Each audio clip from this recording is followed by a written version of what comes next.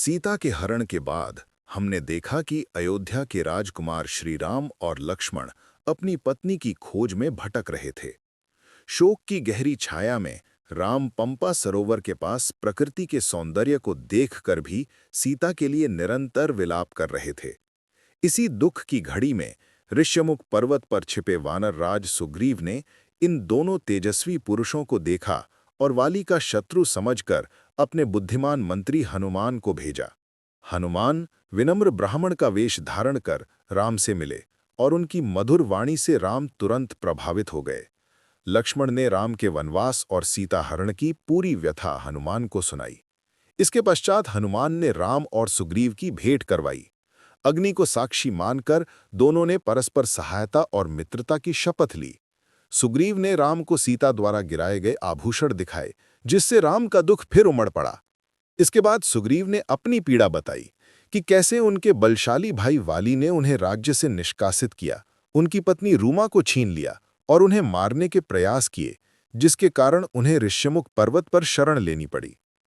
मित्रता के कर्तव्य को समझते हुए राम ने सुग्रीव को वाली वध का वचन दिया। वाली की शक्ति से भयभीत सुग्रीव को आश्वस्त करने के लिए राम ने एक ही बाण से दुंदुभी राक्षस के विशालकाय अस्थिपंजर को हवा में उड़ा दिया और फिर 7 ताड़ के वृक्षों को भी भेद कर अपनी अलौकिक शक्ति का प्रमाण दिया।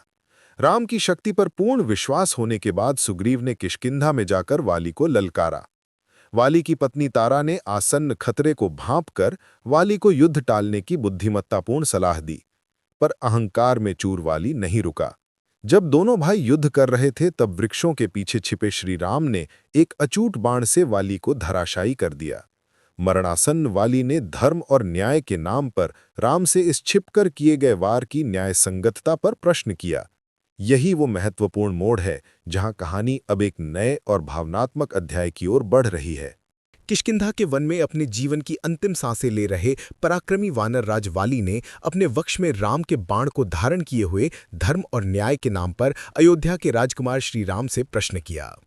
वाली का स्वर क्षीण था, पर उसमें आक्षेप था कि धर्म के रक्षक ने क्यों छिपकर एक ऐसे व्यक्ति का वध किया जिसने न उनका कोई अपकार किया और न ही उन्हें युद्ध के लिए ललकारा था। वाली ने इसे मर्यादा और न्याय के विरुद्ध बताया। श्री राम ने वाली के सामने आकर अत्यंत शांत, गंभीर और तर्कों से पूर्ण स्वर में धर्म के गूढ़ रहस्यों को उजागर किया। राम ने स्पष्ट किया कि यह उनका व्यक्तिगत द्वेष नहीं बल्कि राजधर्म का निष्पादन है, जिसके तहत वे महाराज भरत के प्रतिनिधि के रूप में पृथ्वी पर अधर्म का नाश करने के लिए आए हैं। राम ने वाली को उसके 3 महापापों का स्मरण कराया। पहला, तुमने अपने छोटे भाई सुग्रीव की पत्नी रूमा को बलपूर्वक छीनकर और भोगकर गुरुपत्नी गमन के समान घोर पाप किया है, क्योंकि शास्त्रों में भाई की पत्नी पुत्री के समान मानी गई है। दूसरा, तुमने केवल रूमा को ही नहीं छीना बल्कि सुग्रीव को राज्य से निकालकर उसे मार डालने की इच्छा रखी, जो भ्रातृहत्या के समान है। और तीसरा, तुम अपनी शक्ति के अहंकार में इतना चूर हो गए थे कि तुमने अपने भीतर के विवेक और धर्म को पूरी तरह त्याग दिया। राम ने वाली को बताया कि इस प्रकार के अन्यायी और पापी शासक को दंड देना ही राजा का परम कर्तव्य होता है, और यह वध मित्रता के धर्म का निर्वाह भी था। राम के तर्कों की अटल धार से वाली का अज्ञान और अहंकार चूर चूर हो गया। उसने अपनी भूल, अपनी वासना और अपनी शक्ति के मद को स्वीकार किया और राम को धर्म का साक्षात अवतार मानकर मोक्ष की याचना की। अंतिम इच्छा के रूप में वाली ने राम से अपने वीर पुत्र अंगद की रक्षा और उसे सुग्रीव के आश्रय में रखने का वचन मांगा। राम ने उसे आश्वासन दिया और इस प्रकार अपने पापों का प्रायश्चित करते हुए वानरराज वाली ने राम के सामने ही अपनी अंतिम सांस ली। यह संवाद केवल एक राजा का वध नहीं था, बल्कि नीति, न्याय और व्यक्तिगत संबंध पर राजधर्म की सर्वोच्चता को स्थापित करने वाला एक युगांतकारी क्षण था। जब श्री राम के बाण से घायल होकर वानर राज वाली ने धर्मोपदेश सुनकर अपने प्राण त्याग दिए, तब किष्किंधा के महल में शोक और भय का माहौल छा गया। रानी तारा, जिसने अपने दूरदर्शिता और बुद्धिमत्ता से वाली को इस युद्ध से बचने की अंतिम सलाह दी थी, पति के मृत्यु की खबर सुनते ही गहरी वेदना में डूब गई। उसके पैर थरथरा रहे थे, पर पति प्रेम ने उसे क्षण भर भी रुकने नहीं दिया। अपनी प्रिय दासी तारा और मंत्रियों के बार बार रोकने के बावजूद वह अपने एकमात्र पुत्र अंगद का हाथ थामकर राजसी वस्त्रों को भुलाकर विलाप करते हुए युद्ध भूमि की ओर दौड़ी। उसके मन में एक तरफ पति के मृत्यु का असहनीय दुख था, तो दूसरी तरफ सुग्रीव के प्रति हल्का क्रोध भी था। युद्धस्थल पर पहुंचकर उसके सामने का दृश्य अत्यंत हृदय विदारक था। वहां उसका अजेय पति, जो कल तक तीनों लोकों में अपनी शक्ति का लोहा मनवाता था, आज धूल और रक्त से सना हुआ एक निष्प्राण शरीर बनकर धराशायी पड़ा था। तारा का हृदय विदीर्ण हो गया। उसने अपने पति के पास बैठकर उसके सिर को अपने अंक में रखा और एक असहनीय मार्मिक विलाप प्रारंभ कर दिया। वह विलाप करती है कि कैसे उसने उसकी बात नहीं मानी और मृत्यु को गले लगा लिया। वह बाण को देखती है और उसे काल का दूत बताती है। वह अपने सौभाग्य, राजपाट और सुख के क्षण भर में समाप्त हो जाने पर क्रंदन करती है। तारा का यह शोक केवल एक पत्नी का वियोग नहीं था, बल्कि एक शक्तिशाली साम्राज्य की रानी के वैभव का आकस्मिक अंत था, जिसने पति के साथ अपने सारे सुख, संपत्ति और भविष्य को भी खो दिया था। युद्ध भूमि में वानर राज बाली के मृत शरीर को गोद में लेकर रानी तारा का विलाप अब एक साधारण शोक से कहीं अधिक गहरा हो गया था। अपने सिर का मुकुट, पति और राज्य के संरक्षक को खो देने की असहनीय पीड़ा से व्याकुल होकर तारा ने वाली के निष्प्राण मुख को सहलाते हुए हृदय विदारक क्रंदन किया। वह विलाप करती है कि हा स्वामी, आपने क्यों मेरी बात नहीं मानी? मैंने आपको सावधान किया था कि राम साधारण मनुष्य नहीं है, वे धर्म और नीति के अवतार हैं और सुग्रीव के साथ उनकी मित्रता अटल है। आपने मेरी सलाह को अहंकार के कारण ठुकरा दिया और आज मैं वैधव्य के अथाह सागर में डूब गई हूं। वह उस तीक्ष्ण बाण की ओर देखती है जो उसके पति के हृदय को भेद गया था और उसे काल का दूत कहकर पुकारती है। तारा का शोक केवल व्यक्तिगत नहीं था, वह किष्किंधा के भविष्य के लिए भी विलाप कर रही थी, क्योंकि वाली के बिना अब ये साम्राज्य अनाथ हो गया था। इस गहन दुख में भी तारा का तर्क और बुद्धिमत्ता जीवित थी। वह राम और लक्ष्मण पर छिपकर किए गए वार के लिए दोष लगाती है, परंतु साथ ही स्वीकार भी करती है कि वाली का वध उसके पापों, विशेषकर छोटे भाई की पत्नी का हरण का दंड था, जिसकी भविष्यवाणी स्वयं ऋषियों ने की थी। वह अपने पुत्र अंगद की ओर देखती है, जो अपने पिता के मृत शरीर के पास खड़ा था, और विलाप करती है कि अब वह किसके संरक्षण में रहेगा। अंततः तारा गहन पीड़ा में स्वयं भी पति के साथ प्राण त्यागने की इच्छा व्यक्त करती है, क्योंकि उसके लिए अब इस सौभाग्यविहीन संसार में कुछ भी शेष नहीं बचा था। उसका ये विलाप सुनकर वहां उपस्थित सभी वानर, यहां तक कि सुग्रीव, लक्ष्मण और हनुमान की आंखें भी नम हो गई और युद्ध का उल्लास गहन शोक में बदल गया। वाली की मृत्यु पर तारा का मार्मिक विलाप सुनकर युद्ध भूमि का वातावरण अत्यंत शोकमय हो गया था। जब तारा ने स्वयं भी प्राण त्यागने की इच्छा व्यक्त की, तब वहां उपस्थित बुद्धिमान और तत्वज्ञानी हनुमान ने आगे बढ़कर रानी को सांत्वना देने का कठिन कार्य संभाला। हनुमान ने अत्यंत विनम्रता और ज्ञानपूर्ण शब्दों में तारा को समझाया कि शोक करना स्वाभाविक है, परंतु जीवन की वास्तविकता को स्वीकार करना ही धर्म है। उन्होंने मृत्यु की अटल सच्चाई और शरीर की नश्वरता का दर्शन देते हुए कहा कि हे देवी, यह शरीर तो मिट्टी है, एक दिन इसे नष्ट होना ही था। वाली ने युद्ध भूमि में वीर गति प्राप्त की है और राम के बाण से मृत्यु पाकर उन्हें मोक्ष मिला है। अब वे संसार के दुखों से मुक्त हैं। क्या आप उन्हें इस नश्वर शरीर के मोह में बांधकर उनके उच्चतर लोक जाने के मार्ग में बाधा डालना चाहती हैं? हनुमान ने तारा को पुत्र धर्म का स्मरण कराया। उन्होंने कहा कि उनके पुत्र अंगद को अब उनकी सबसे अधिक आवश्यकता है और एक माँ का धर्म है कि वह अपने दुख को नियंत्रित करके अपने पुत्र का भविष्य सुरक्षित करे। हनुमान ने तारा को सुग्रीव की ओर से भविष्य की सुरक्षा का आश्वासन भी दिया और कहा कि अब किष्किंधा के नए राजा के रूप में सुग्रीव अंगद को पुत्रवत प्रेम देंगे। हनुमान के तत्वज्ञान, धैर्य और मधुर वचन ने धीरे धीरे तारा के हृदय के दुख को शांत किया और उन्हें अपने पुत्र और राज्य के प्रति कर्तव्य का बोध कराया, जिससे वे अपने विलाप को त्याग कर यथार्थ को स्वीकार करने के लिए तैयार हुईं। श्री राम से धर्म और न्याय की व्याख्या सुनकर और अपने पापों का प्रायश्चित करते हुए वानरराज वाली ने जब अपने प्राण त्यागने का निश्चय कर लिया, तब उसने अंतिम बार अपनी पत्नी तारा, पुत्र अंगद और छोटे भाई सुग्रीव की ओर देखा। उसकी आवाज अब अत्यंत क्षीण थी, पर उसके अंतिम शब्द ज्ञान और पश्चाताप से भरे हुए थे। सबसे पहले उसने अपनी पत्नी तारा को संबोधित किया और अपनी सलाह न मानने के कारण हुई त्रासदी के लिए पश्चाताप व्यक्त किया। उसने तारा को विवेकपूर्ण रहने और अब नए राजा सुग्रीव का साथ देने का उपदेश दिया, ताकि किष्किंधा का भविष्य सुरक्षित रहे। इसके पश्चात उसने अपने पुत्र अंगद को पास बुलाया।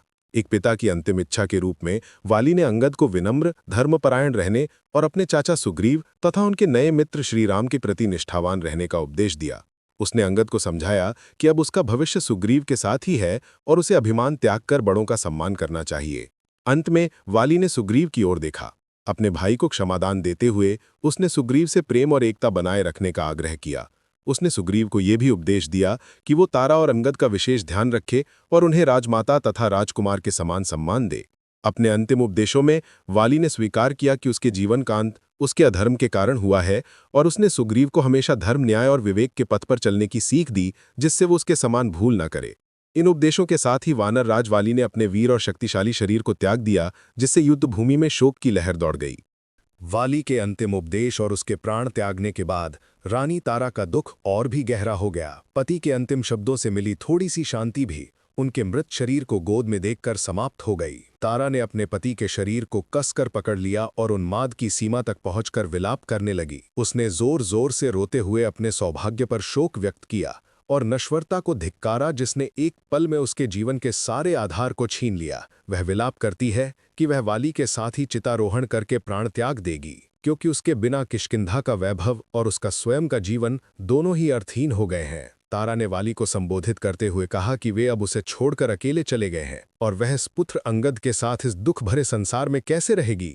अपने गहन दुख में तारा ने सुग्रीव और राम पर भी अप्रत्यक्ष रूप से क्रोध व्यक्त किया और कहा कि वे भले ही धर्म का पालन कर रहे हों, पर उन्होंने एक पत्नी को अथाह दुख दिया है। तारा का यह विलाप इतना मार्मिक और तीव्र था कि वहां उपस्थित श्री राम को भी यह आभास हुआ कि यदि उन्होंने हस्तक्षेप नहीं किया तो शोक के आवेग में रानी तारा स्वयं को हानि पहुंचा सकती हैं।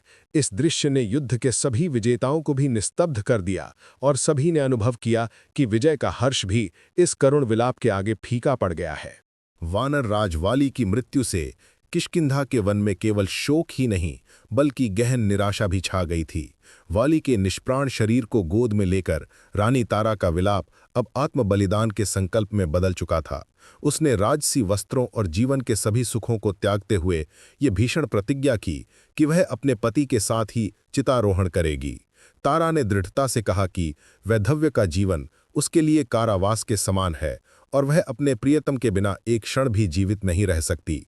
उसके इस विलाप और मृत्यु के संकल्प ने वहां उपस्थित सभी वानरों को स्तब्ध कर दिया। इसी नाटकीय और भावनात्मक चरम बिंदु पर सुग्रीव, जो इस पूरी घटना का विजेता था, अपने अपराध बोध और भ्रातृमोह के तीव्र भावों से टूट गया। अपने बड़े भाई के मृत मुख को देखकर वाली द्वारा किए गए समस्त अन्याय और क्लेश को भूलकर सुग्रीव का हृदय गहन पश्चाताप से भर गया। वह स्वयं को भाई की मृत्यु का एकमात्र दोषी मानते हुए अपनी विजय को अर्थहीन घोषित करता है। सुग्रीव ने विलाप करते हुए श्रीराम को संबोधित किया और कहा कि उन्हें ये किष्किंधा का राज्य नहीं चाहिए, वह सिंहासन और राजसी सुख उसके लिए विष के समान है। उसने अपनी पत्नी रुमा के लिए राज्य नहीं बल्कि भाई के लिए जीवन मांगा था। इसलिए सुग्रीव ने यह द्रवित संकल्प लिया कि वह भी अपने अग्रज वाली के साथ ही अपने प्राणों का त्याग कर देगा ताकि भ्रातृ हत्या का यह कलंक मिट सके।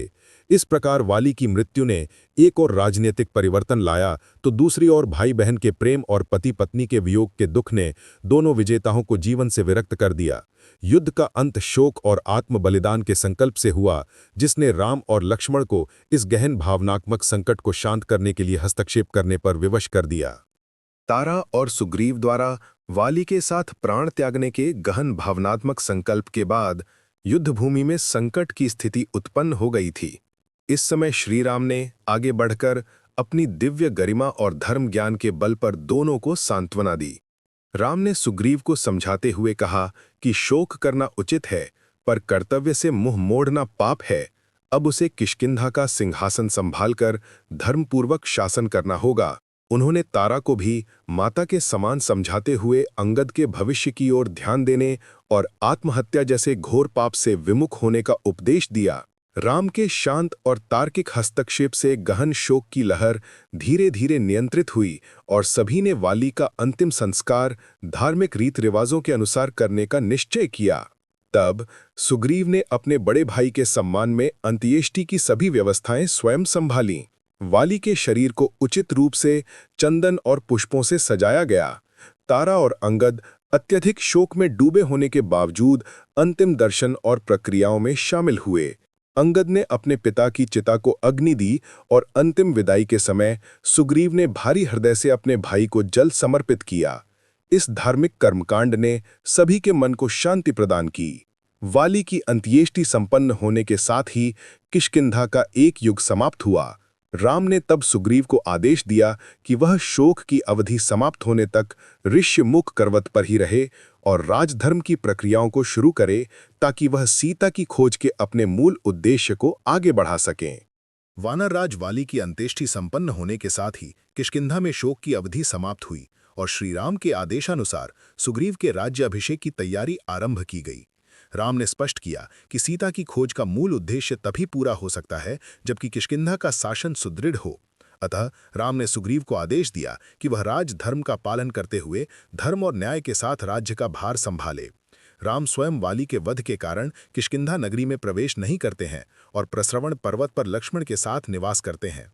लक्ष्मण राम के निर्देश पर किष्किंधा नगरी में राज्याभिषेक की प्रक्रिया को संपन्न कराने के लिए जाते हैं। हनुमान ने, जो सुग्रीव के सबसे बुद्धिमान और निष्ठावान मंत्री थे, राज्याभिषेक की सभी आवश्यक व्यवस्थाएं और अनुष्ठान संपन्न करवाए। पवित्र नदियों और सरोवरों के जल से भरे स्वर्ण कलशों को लाया गया। वानर समाज के सभी प्रमुख मंत्रियों, योद्धाओं और नागरिकों की उपस्थिति में शुभ मुहूर्त में सुग्रीव को किष्किंधा के सिंहासन पर आसीन किया गया। वेद मंत्रों और जयघोष के बीच सुग्रीव का राज्याभिषेक किया गया। इस अवसर पर सुग्रीव ने अपने वचन का पालन करते हुए अपने भाई वाली के पुत्र अंगद को युवराज यानी उत्तराधिकारी घोषित किया और उसे उचित सम्मान दिया। रानी तारा को भी राजमाता का सम्मान दिया गया। राज्याभिषेक की प्रक्रिया संपन्न होते ही किष्किंधा को अपना नया न्यायपूर्ण राजा मिल गया और सीता की खोज के लिए आगे की योजना बनाने का मार्ग प्रशस्त हुआ। सुग्रीव ने तुरंत राम के प्रति अपनी कृतज्ञता व्यक्त की और उन्हें वचन दिया कि वह वर्षा ऋतु समाप्त होते ही अपनी पूरी वानर सेना को सीता की खोज में लगाएगा। सुग्रीव का राज्याभिषेक संपन्न हो चुका था, लेकिन श्रीराम ने वाली वध के उपरांत किष्किंधा नगरी के भीतर प्रवेश नहीं किया। वर्षा ऋतु का आगमन निकट था और इस समय में यात्रा करना या सीता की खोज शुरू करना असंभव था। अतः श्रीराम ने अपने भाई लक्ष्मण के साथ किष्किंधा के समीप ही स्थित प्रस्रमा पर्वत को अपने निवास के लिए चुना। ये पर्वत अत्यंत रमणीय था। इसकी गुफाएं शांत थीं और हरियाली तथा जल के झरने इसे प्राकृतिक सौंदर्य प्रदान करते थे। राम ने लक्ष्मण के साथ यहाँ 4 मास तक वर्षाकाल तक रुकने का निश्चय किया, ताकि सुग्रीव को राज्य स्थापित करने और अपनी सेना को संगठित करने का पर्याप्त समय मिल सके। प्रस्रवण पर्वत पर रहते हुए राम का मन सीता के वियोग के कारण अत्यंत दुखी था। वे वर्षा ऋतु के आगमन, बादलों की गड़गड़ाहट और प्रकृति के नए रूप को देखते थे, जो उनके वियोग की पीड़ा को और बढ़ा देता था। वे बार बार लक्ष्मण से अपनी व्यथा कहते थे और उन्हें ये चिंता थी कि सुग्रीव राजसी सुख प्राप्त करने के बाद कहीं अपने वचन को भूल न जाए। लक्ष्मण अपने बड़े भाई को सांत्वना देते थे और उन्हें सुग्रीव की निष्ठा पर विश्वास रखने का आश्वासन देते थे। इस प्रकार प्रस्रवण पर्वत राम के लिए केवल एक निवास स्थान नहीं था, बल्कि धैर्य, प्रतीक्षा और आगामी महान कार्य सीता की खोज के लिए शक्ति एकत्र करने का स्थान बन गया।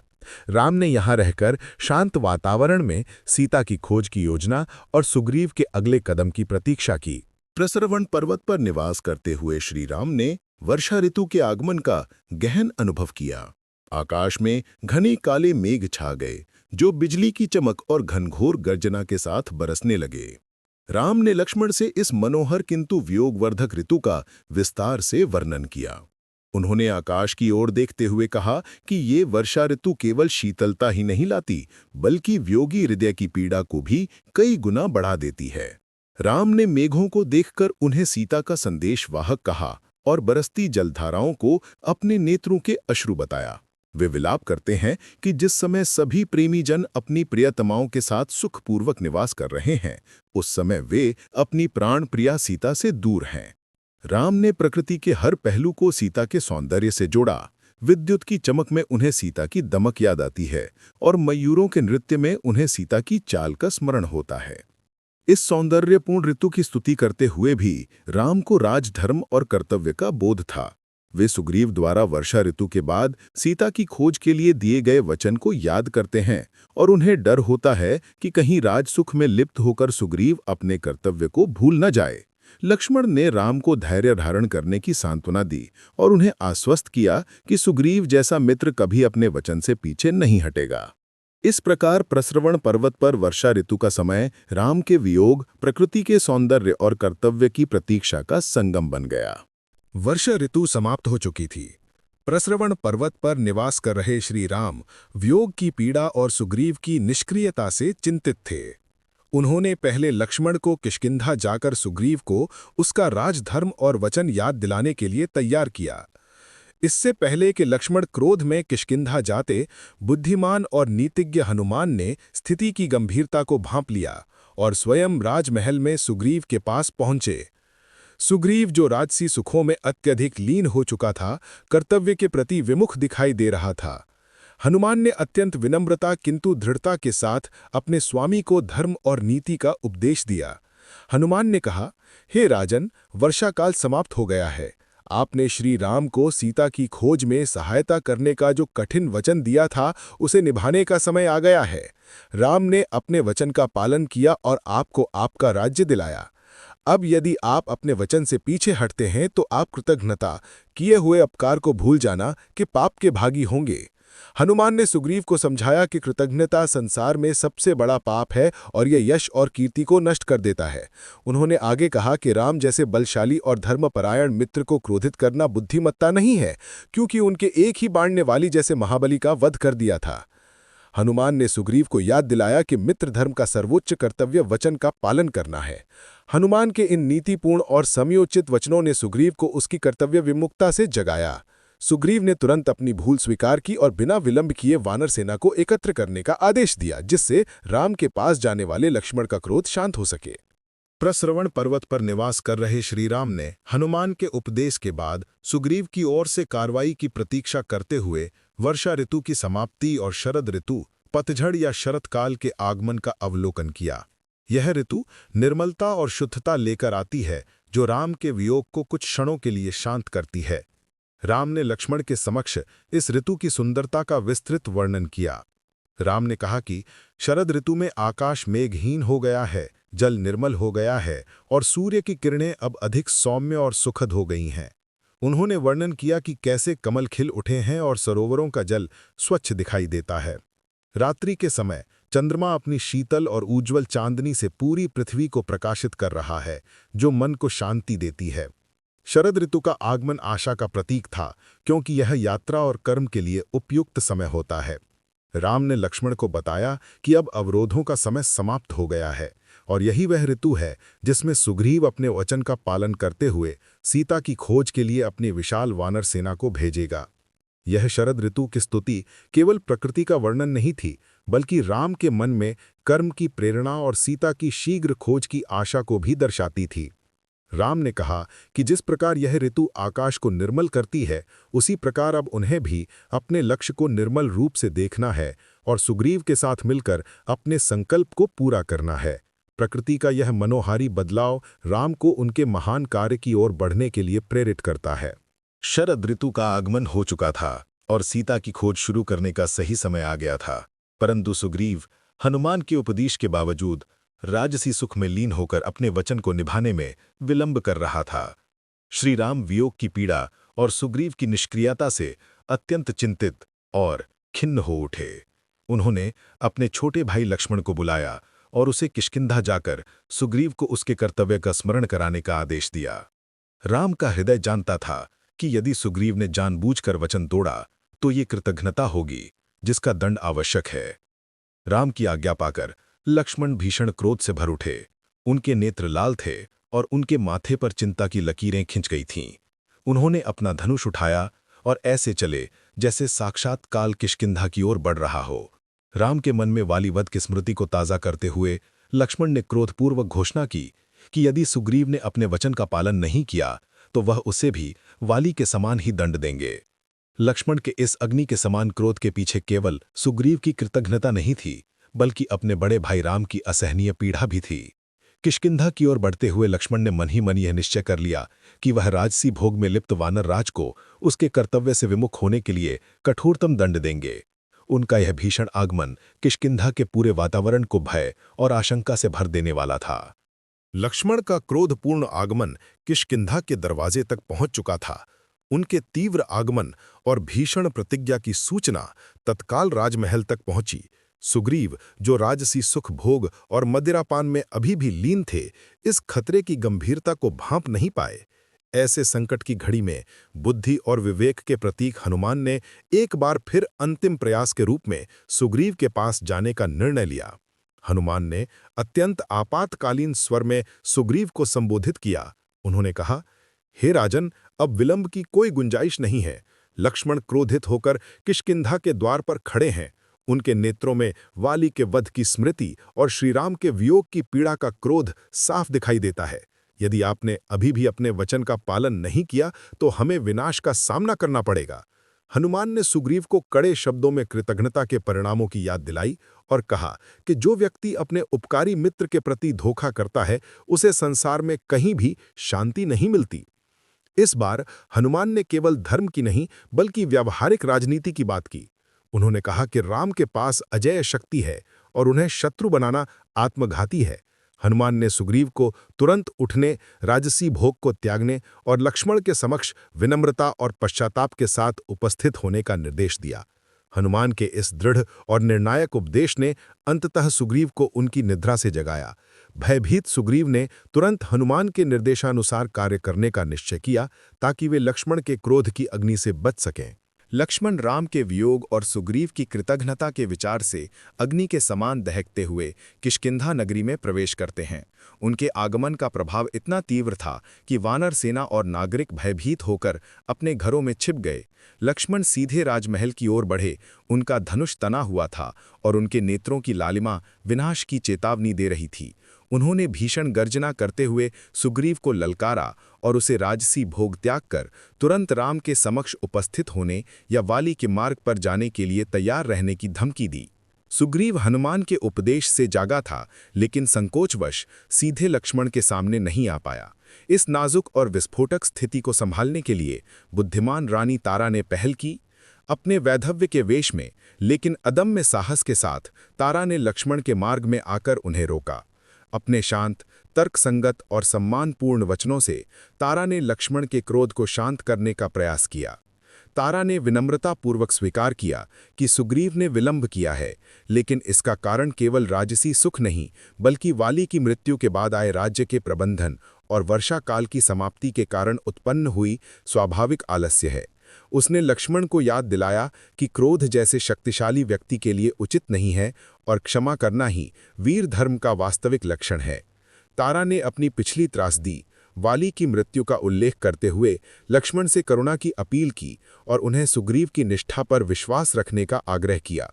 तारा के विनम्रता, तर्क और बुद्धिमत्ता भरे शब्दों ने लक्ष्मण के भीषण क्रोध की अग्नि को शांत करना आरंभ कर दिया। लक्ष्मण एक वीरांगना और राजमाता के सम्मान में अंततः रुक गए, जिससे विनाशकारी टकराव टल गया और सुग्रीव को उनके समक्ष उपस्थित होने का अवसर मिला। तारा के विनम्र हस्तक्षेप से शांत हुए लक्ष्मण ने सुग्रीव को तुरंत अपने समक्ष आने का आदेश दिया। सुग्रीव, जो अब भी भयभीत था और अपनी भूल पर शर्मिंदा था, विनम्रता और पश्चाताप का भाव दिखाते हुए लक्ष्मण के सामने उपस्थित हुआ। जैसे ही सुग्रीव ने लक्ष्मण के चरणों में प्रणाम किया, लक्ष्मण का शांत हुआ क्रोध एक बार फिर तीखी फटकार के रूप में फूट पड़ा। लक्ष्मण ने सुग्रीव को अत्यंत कठोर शब्दों में संबोधित किया। उन्होंने कहा, हे वानरराज, क्या तुम्हें अपने वचन का कोई स्मरण नहीं है? राम ने तुम्हारे लिए अपने प्राणों को दांव पर लगाया, तुम्हारे शत्रु वाली का वध किया, तुम्हें राज सिंहासन दिलाया, और तुमने इसके बदले में क्या किया? तुम राजसी भोग में डूब गए और अपने उपकारी मित्र के कष्टों को भूल गए। लक्ष्मण ने सुग्रीव को कृतज्ञता के सबसे बड़े पाप की याद दिलाई। उन्होंने तीखे स्वर में कहा कि जो व्यक्ति अपने मित्र के उपकार को भूल जाता है, वह इस संसार में निम्नतम गति को प्राप्त होता है। लक्ष्मण ने सुग्रीव को चेतावनी दी कि वह यह ना भूले कि राम का बाण केवल वाली के लिए नहीं बल्कि कृतज्ञ मित्रों के लिए भी मार्ग जानता है। उन्होंने व्यंग्य करते हुए कहा कि शायद सुग्रीव को यह राजसी वैभव वाली के मार्ग पर जाने के लिए अधिक प्रिय है। लक्ष्मण के इन कठोर और अपमानजनक शब्दों ने सुग्रीव को भीतर तक झकझोर दिया। अपमान और भय से पश्चाताप की अग्नि और तेज हो गई। सुग्रीव ने तत्काल अपनी भूल स्वीकार की और लक्ष्मण को आश्वासन दिया कि वह क्षण भर के लिए भी श्रीराम के उपकार को नहीं भूला है और वह अविलंब सीता की खोज के अपने वचन का पालन करेगा। लक्ष्मण की यह फटकार सुग्रीव के लिए चेतावनी के साथ साथ कर्तव्य का अंतिम जागरण भी थी।